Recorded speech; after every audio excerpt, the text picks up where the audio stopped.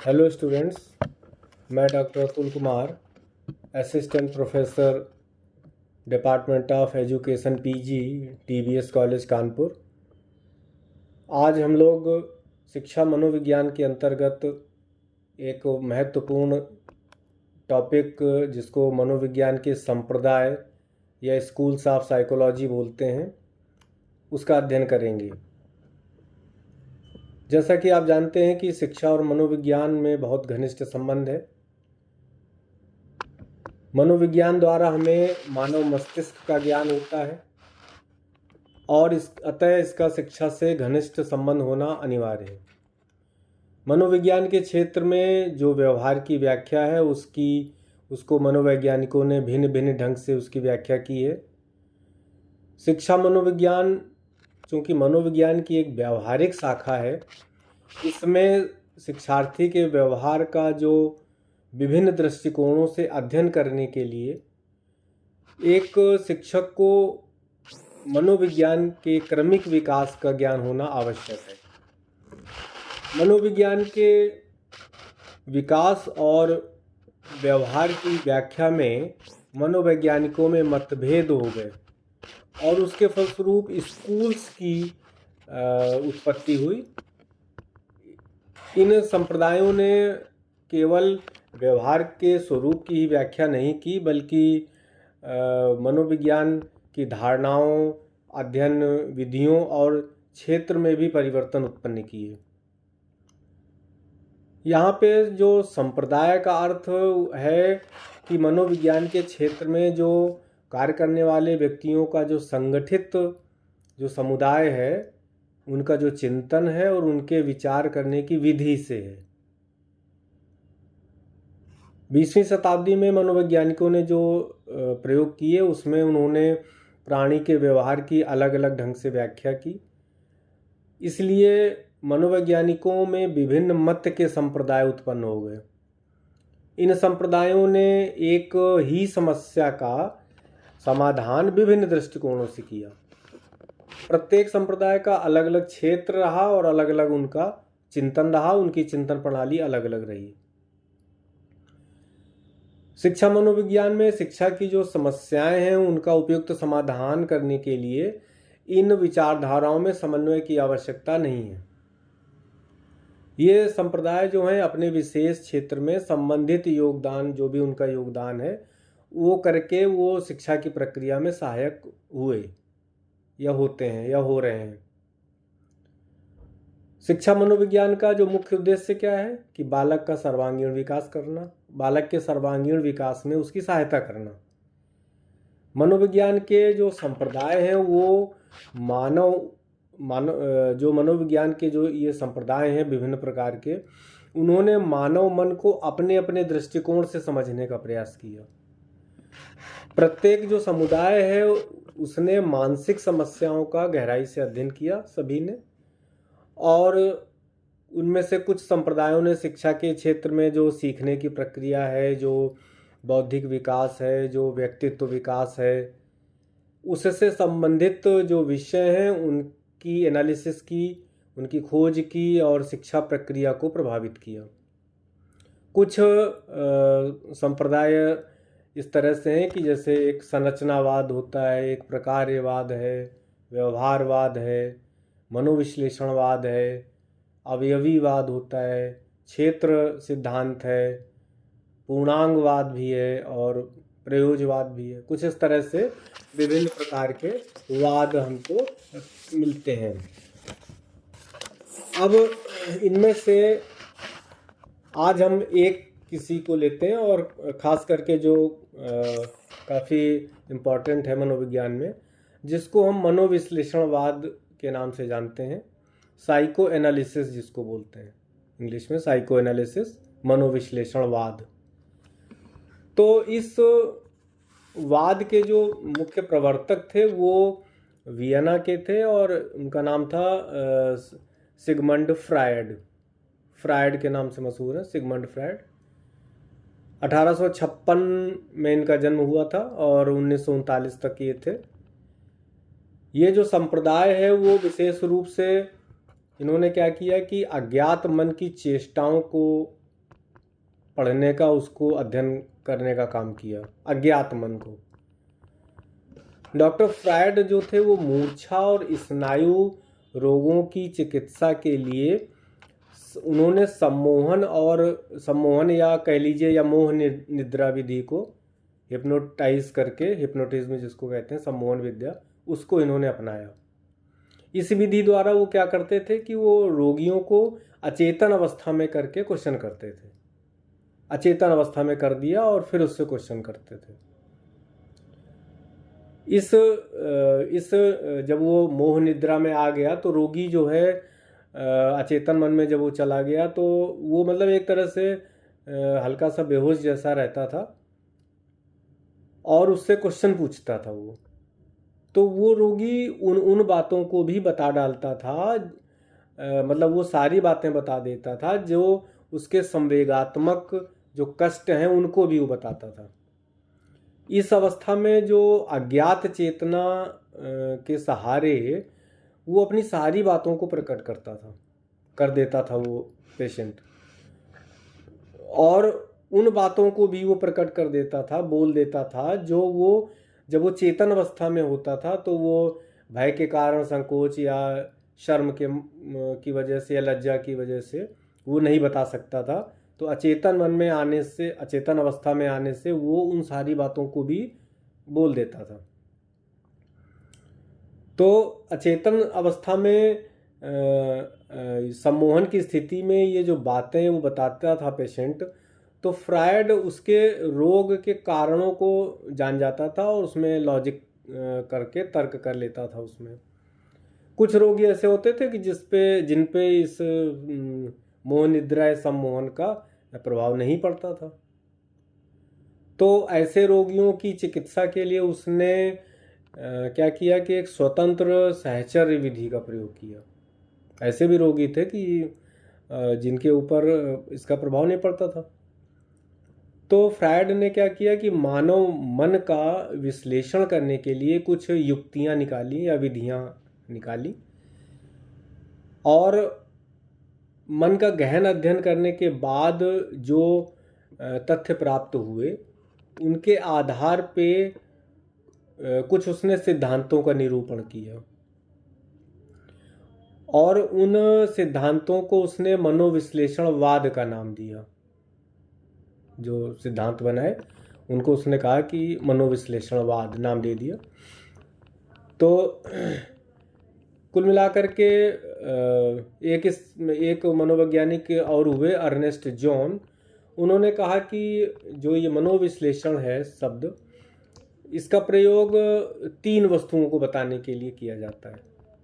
कौन कौन सी 3 वस्तुएं हैं? कि इस मनोविश्लेषणवाद में, साइकोएनालिसिस में, ये एक चिकित्सा की विशेष विधि है। उन्होंने कहा कि ये चिकित्सा की एक विशेष विधि है। दूसरी बात इन्होंने बताई कि इसका अर्थ ये है कि मन के जो गहरे स्तरों की खोज करने की एक ये विशेष टेक्निक है, प्रविधि है। अब मन के स्तर हैं जो गहरे में हैं, जो अचेतन मन में जो बातें छिपी हुई हैं, दबी हुई हैं, उनको, उनकी खोज करने की एक विशेष टेक्निक है ये। और ये भी बताया, तीसरी बात उसने ये भी बताई कि साइकोएनालिसिस शब्द का जो प्रयोग है वो ज्ञान के एक ऐसे क्षेत्र के लिए करते हैं, एक ऐसी विधि द्वारा प्राप्त करते हैं कि जिसमें अचेतन मन का विज्ञान होता है। व्यावहारिक रूप से अचेतन मन का विज्ञान, ऐसे कह सकते हैं इसको। तो जो हम ये कह सकते हैं कि जो मनोविश्लेषणवादी जो संप्रदाय है वो मानव के जो असाधारण आचरण का अध्ययन करता है, यानी कि इंसान का के जो असाधारण जो आचरण हैं उनका ये अध्ययन करता है। अचेतन मन की, और कैसे करता है? अचेतन मन की जो विशेषताएं उनके साथ करता है। इसमें, इस साइकोएनालिसिस में 3 मनोवैज्ञानिक मुख्य हुए हैं, जिनमें फ्रायड सबसे ऊपर हैं, और एडलर हैं और युंग हैं। आपने नाम सुने होंगे, फ्रायड, एडलर और युंग। ये 3 मनोवैज्ञानिक हैं, लेकिन तीनों ने अचेतन मन की जो व्याख्या है वो भिन्न भिन्न प्रकार से की। अभी हम आगे तीनों को पढ़ेंगे और तीनों को समझेंगे कि तीनों ने मन की व्याख्या किस तरह से की। तो जो ये फ्रायड हैं, इन्होंने कहा कि ये एक ऐसे पहले मनोवैज्ञानिक थे कि जिन्होंने मन के 3 स्तर बताए। इन्होंने, फ्रायड ने मन के 3 स्तर बताए। एक चेतन मन बताया, यानी कॉन्शियस बताया। जब हम ये कह सकते हैं कि जागृत अवस्था में, चेतन में है, हम सुन रहे हैं, समझ रहे हैं, बोल रहे हैं, व्याख्या कर रहे हैं, एनालिसिस कर रहे हैं। दूसरा बताया अवचेतन, यानी सब कॉन्शियस। और तीसरा बताया अचेतन, चेतन, अवचेतन और अचेतन, यानी अनकॉन्शियस माइंड, यानी कॉन्शियस माइंड, सब कॉन्शियस माइंड और अनकॉन्शियस माइंड।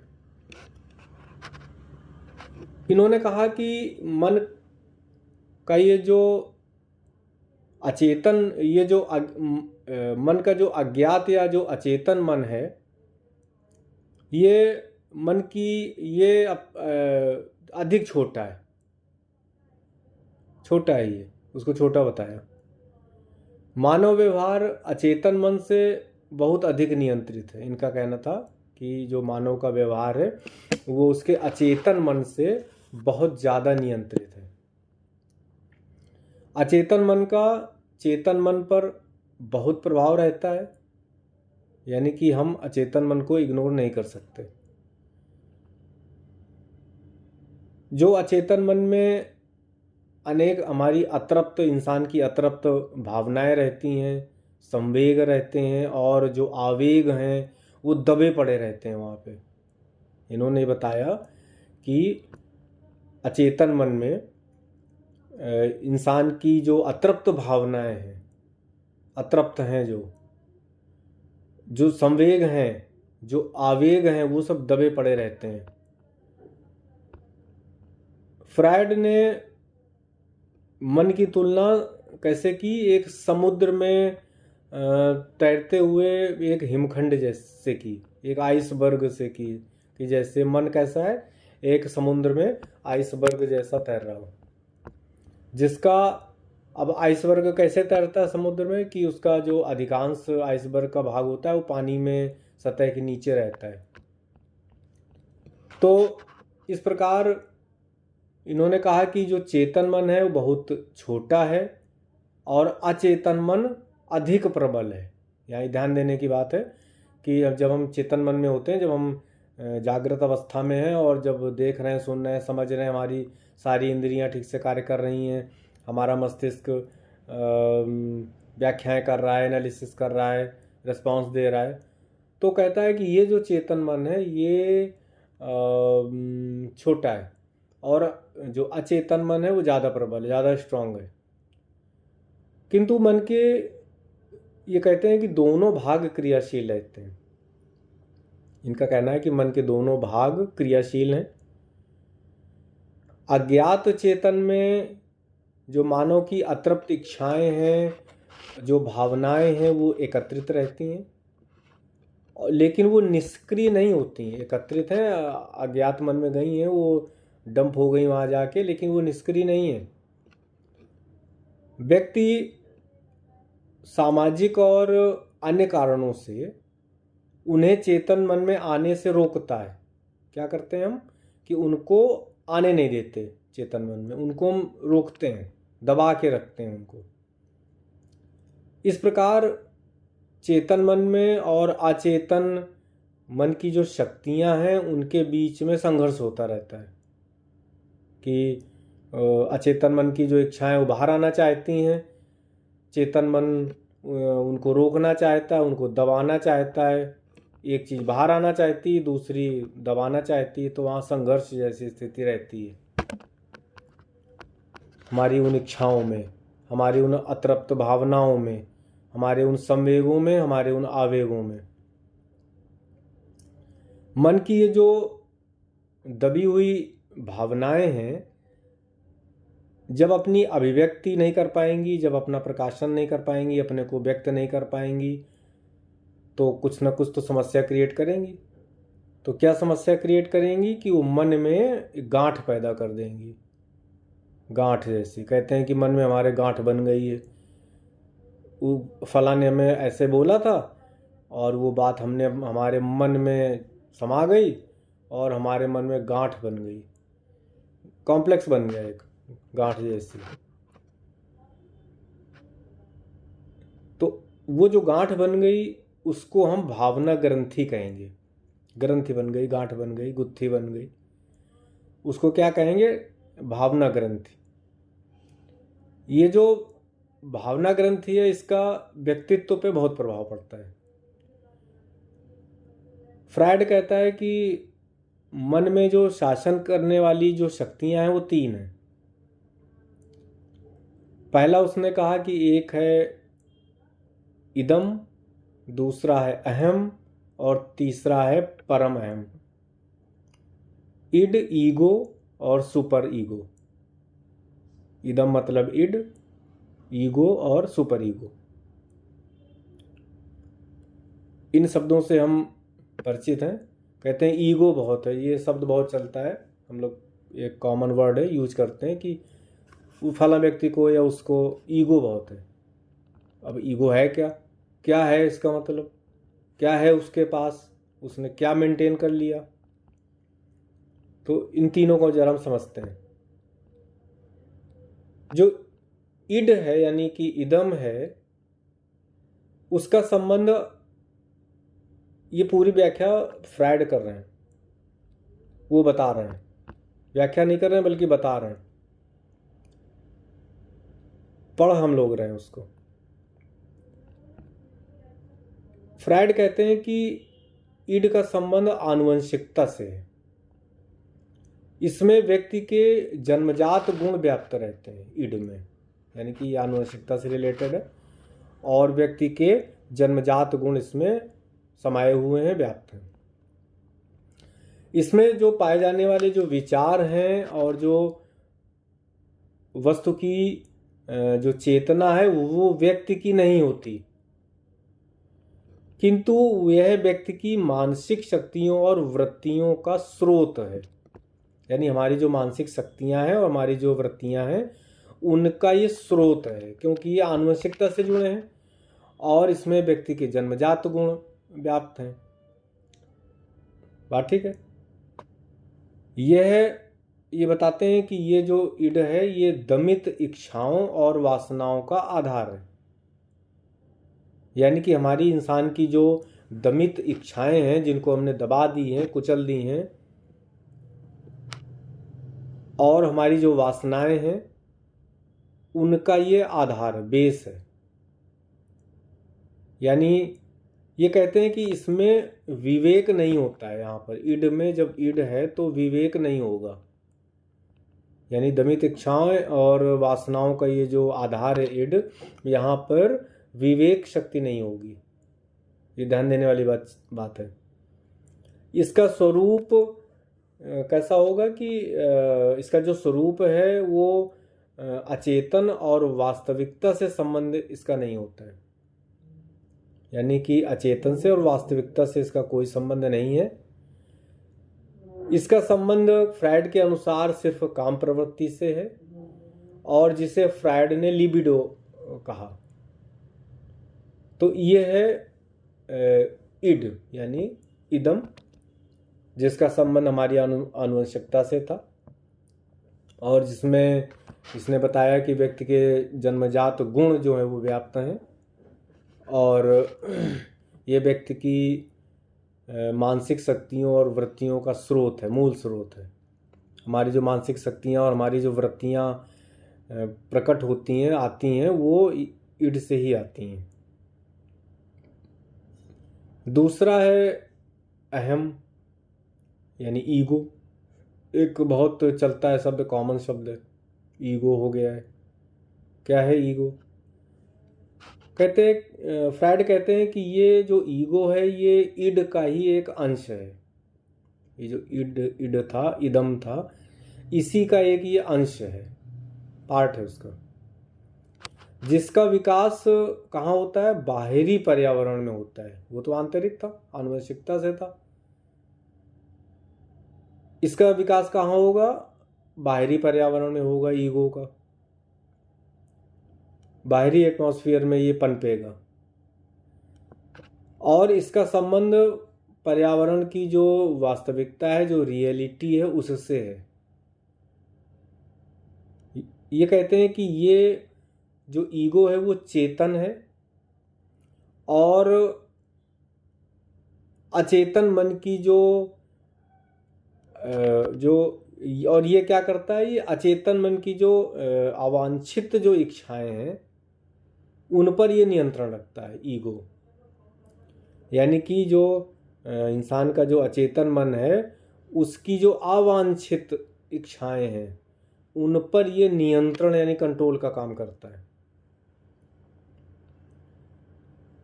इनका कहना है कि एक तरह से देखा जाए तो ये एक व्यक्ति का अंतःकरण है, जिसमें व्यक्ति की अच्छी और बुरी सभी प्रकार की जो इच्छाएं रहती हैं। यानी ईगो में एक अंतःकरण है हमारा, जिसमें हमारी अच्छी इच्छाएं और बुरी सभी प्रकार की इच्छाएं शामिल हैं। तो अच्छी इच्छाओं पर कोई रोक नहीं है, पर बुरी इच्छाओं को बाहर आने के लिए जो परम अहम है यानी सुपर ईगो है वो जागृत रहता है।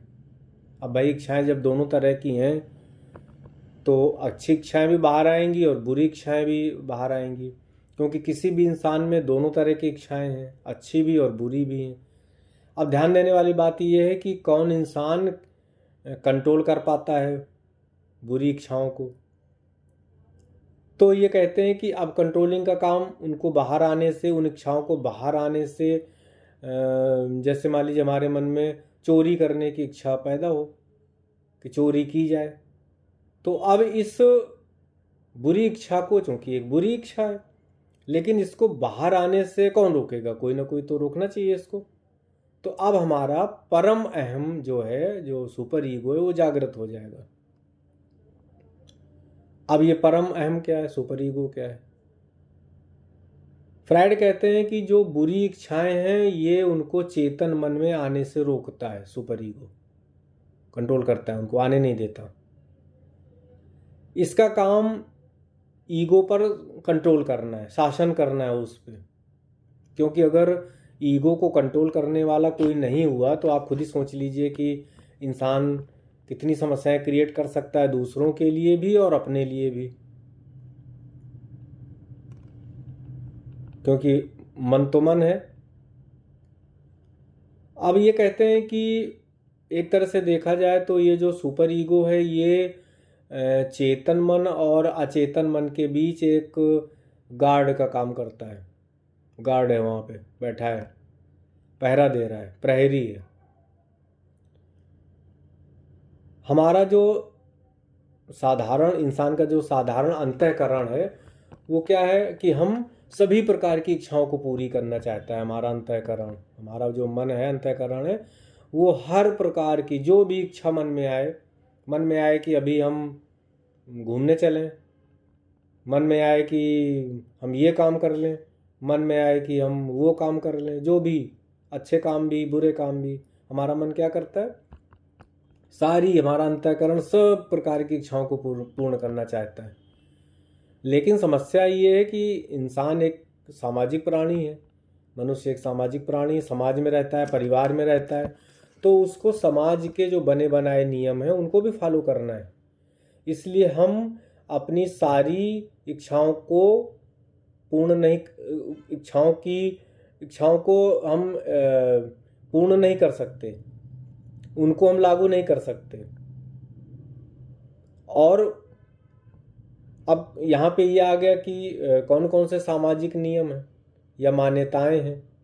तो हम जिस समाज में रहते हैं वहाँ पे कुछ ऐसे नियम कायदे होते हैं कि जो मनुष्यों के बीच में संचालित होते हैं, जिनको हमें फॉलो करना होता है। कुछ कानून बना करके फॉलो करवाए जाते हैं ज़बरदस्ती, कि आपको जैसे कानून बनाया गया कि सड़क में बाएं चलना है, ये एक नियम है, तो नियम है तो है, आपको फॉलो करना है। लेकिन आपका मन नहीं कर रहा है बाएं चलने का, आपका मन कर रहा है बीच सड़क में चलने का, आपका अंतःकरण कहता है कि नहीं, हम तो बीच रोड में चलेंगे, और या तो हम दाहिने चलेंगे या हम जिग जैग चलेंगे, कैसे भी, किधर भी, इधर जाएंगे फिर उधर जाएंगे, फिर इधर क्रॉस करेंगे फिर जाएंगे। तो क्या ये ठीक रहेगा आपके लिए या पूरी रोड में जो लोग आने जाने वाले हैं उनके लिए? तो आंसर आएगा कि नहीं ठीक रहेगा। इससे मार्ग दुर्घटनाएं हो सकती हैं, कोई दुर्घटना हो सकती है, एक्सीडेंट हो सकता है अगर आप नियम से नहीं चलेंगे।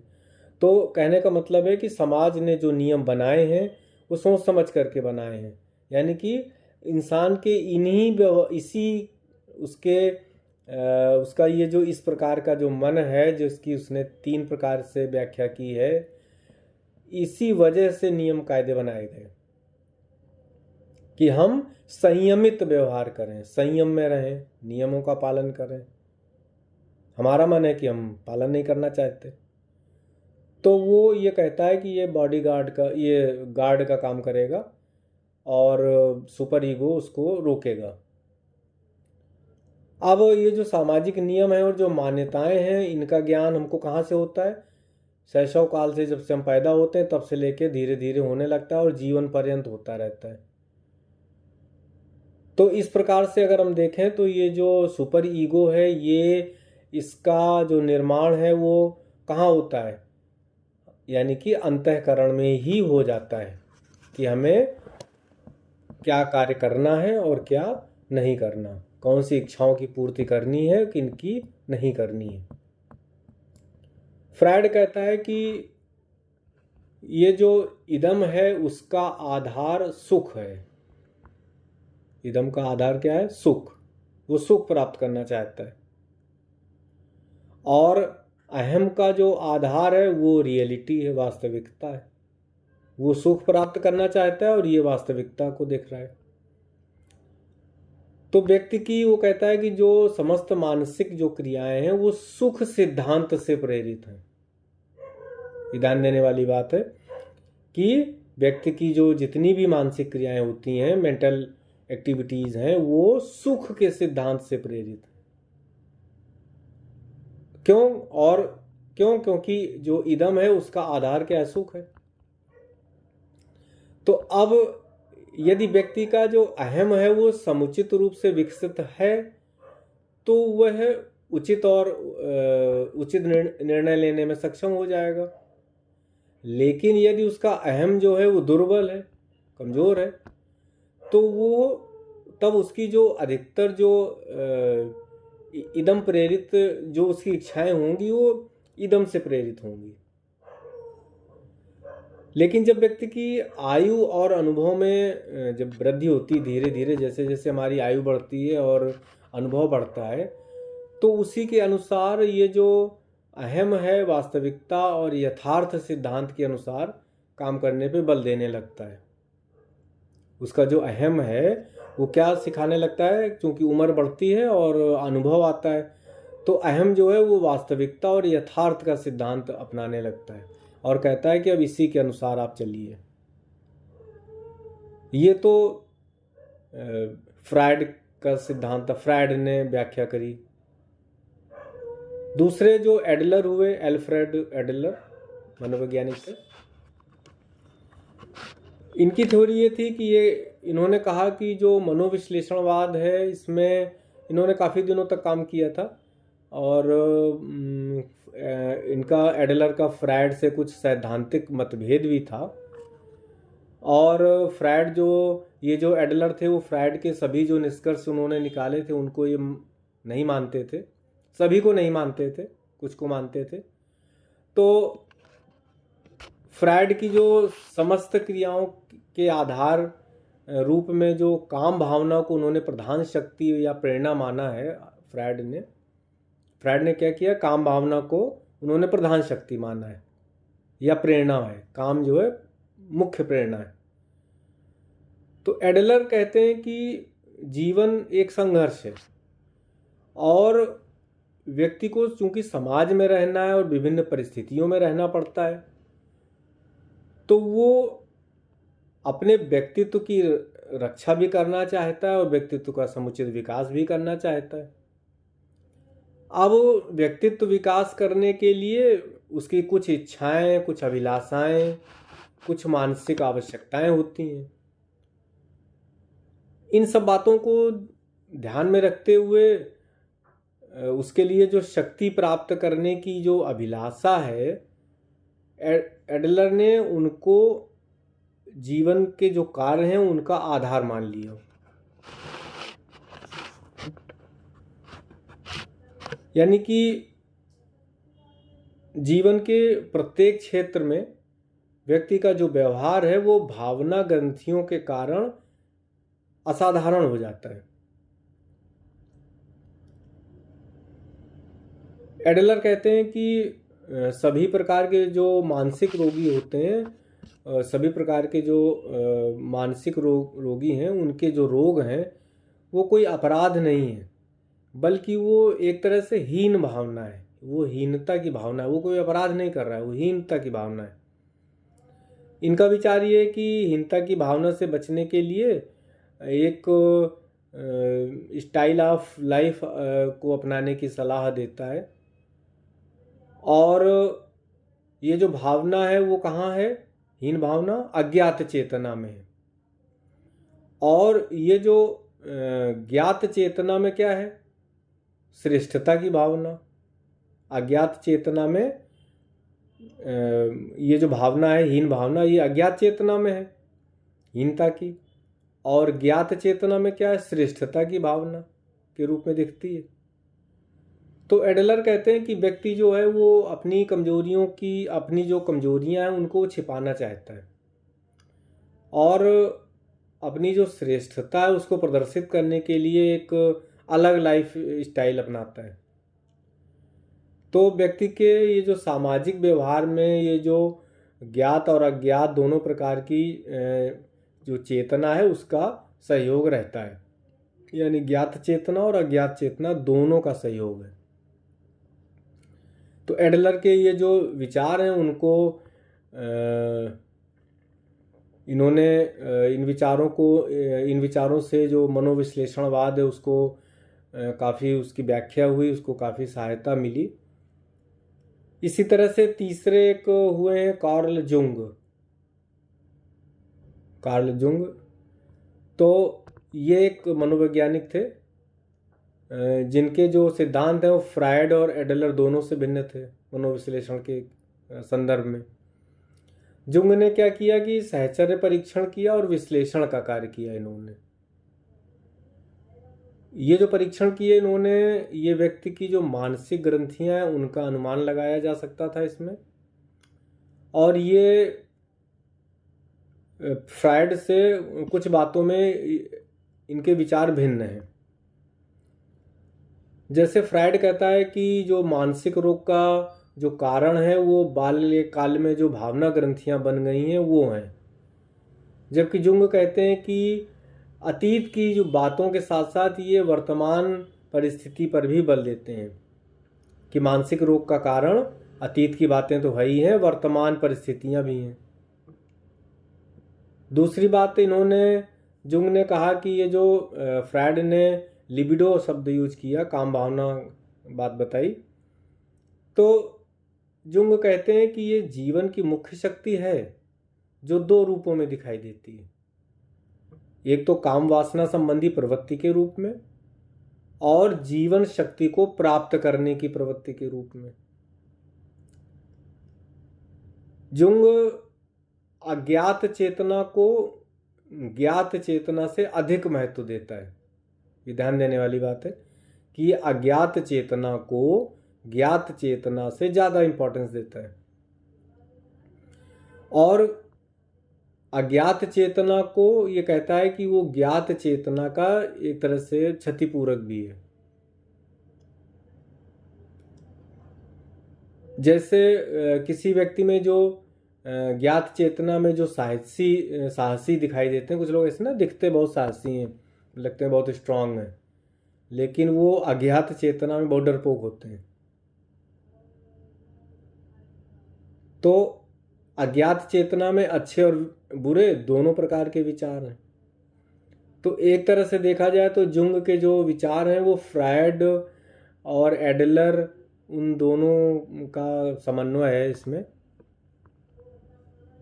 हमने इन तीनों को पढ़ा और अब हम ये समझेंगे कि ये जो मनोविश्लेषणवाद है इसका एजुकेशन में क्या योगदान है, शिक्षा में क्या योगदान है। तो किसी व्यक्ति के मन की व्याख्या करना, चेतन और अचेतन मन की व्याख्या करके उसके भाव, उसके संवेग, उसके अंतर्मन की व्याख्या जानना, समझना, उसको पता करना, इसको करके हम क्या पाएंगे कि व्यक्ति के विकास में, जैसे कि आप जानते हो कि व्यक्ति का जो विकास है उसमें आनुवंशिकता का भी और पर्यावरण जो एटमॉस्फेयर दोनों का रोल है, और इन दोनों का ही जो संबंध है वो अचेतन मन से है। तो अचेतन मन को अगर हम जान लें और समझ लें तो व्यक्ति को हम समझ पाएंगे। इस मनोविश्लेषणवाद ने शिक्षा के जो सैद्धांतिक और जो व्यवहारिक जो दोनों पक्ष हैं दोनों पे अपना प्रभाव डाला है। सीखने की प्रक्रिया में चूंकि अज्ञात चेतना और अचेतन मन उसका बहुत बड़ा रोल होता है, इसलिए हमें मनोविश्लेषणवाद का अध्ययन करना बहुत ज़रूरी है। शिक्षा प्रक्रिया में जो बालक के जो प्रारंभिक जीवन के जो अनुभव हैं, उसके जो संस्कार हैं, उनका बहुत महत्व होता है। शैशवावस्था में और बाल्यावस्था में जो भावना ग्रंथियां बालक के मन में पड़ जाती हैं वो जीवन पर्यंत रहती हैं और भावी जीवन में और उसके पूरे व्यवहार को प्रभावित करती हैं। मनोविश्लेषणवाद में ने क्या किया कि बालक के जो व्यक्तित्व का विकास है उसमें जैसे प्रकृतिवादी कहते हैं कि स्वतंत्रता का सिद्धांत, तो इन्होंने स्वतंत्रता के सिद्धांत पे बल दिया है। चूँकि जो शिक्षा है उसका संबंध बालक के समाजीकरण से, सोशलाइजेशन से है, तो इस प्रकार जो जुंग महोदय हैं वो कहते हैं कि जो सामूहिक भावना है और जो अचेतन मन है उनमें गहरा संबंध है। इसलिए सामाजिकरण, सांस्कृतिकरण, व्यक्तिगत जो अचेतन और सामूहिक अचेतन, इन दोनों का सामंजस्य है, क्योंकि बालक का सामाजिकरण भी होगा, सांस्कृतिकरण होगा, तो व्यक्तिगत अचेतन और सामूहिक अचेतन दोनों का वो एक सामंजस्य रूप है। इस मनोविश्लेषणवाद की जरिए से हम बालकों में जो मैल एडजस्टमेंट है, कुसमायोजन है, उसके कारणों का हम पता लगा सकते हैं। और ये जो वाद है ये समायोजन की प्रक्रिया को समझने में हमारी बहुत हेल्प कर सकता है।